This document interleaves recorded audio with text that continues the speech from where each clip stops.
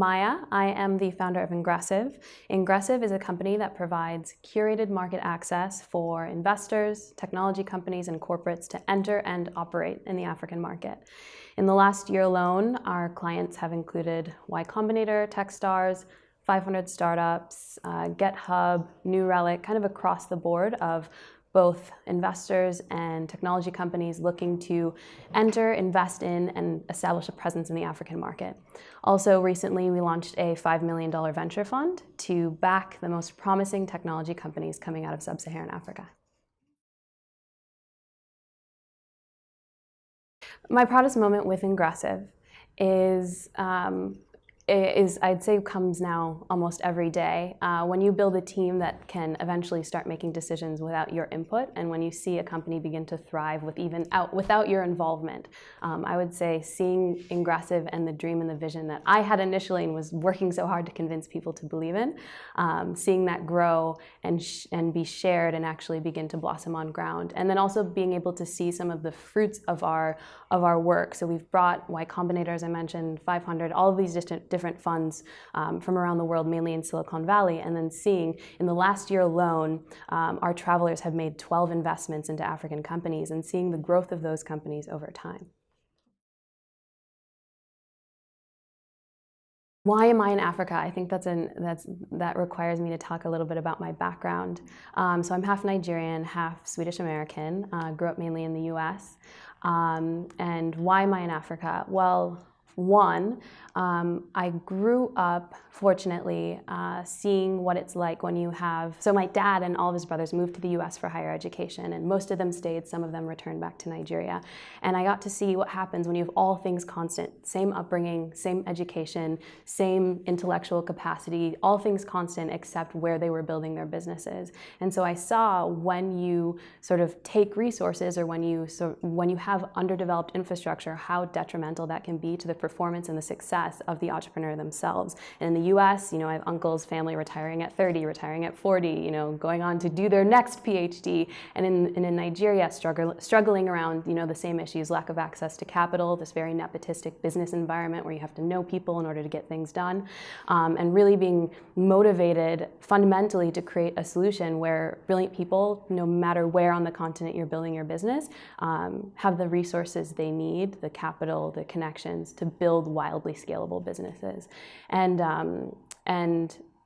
So I worked in JP Morgan, I worked in private equity research, and I found myself continuously just trying to make the projects about Africa. It's like we're working with private equity firms and they're looking at specific industries. I'm like, but wait, what if we consider how we can implement this into Nigeria or Ghana?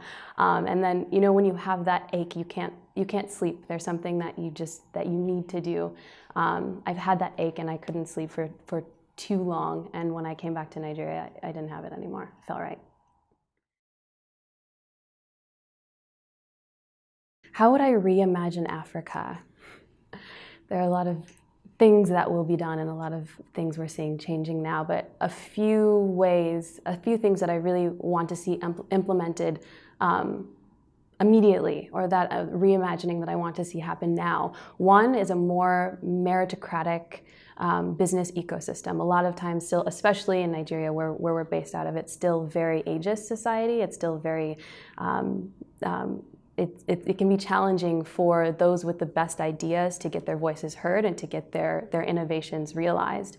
So I would love to see a more merit-based business environment. Also, I would like to see a commitment to solutions that promote transparency, whether that be digital currencies, whether that be anything to mitigate corruption, of course, but also products and services that connect buyers and sellers and promote market transparency so that we can see more efficient business. The role that I see the diaspora and people or entrepreneurs repatriating, like me, back to the continent, or individuals repatriating back to Africa, of course it's the future.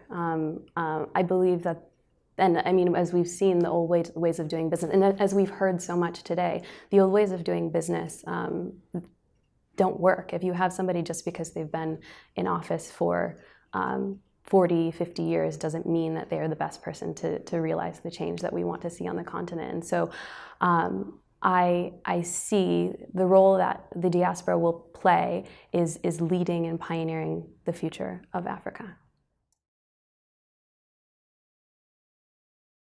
My primary objective for Africa for the year ahead.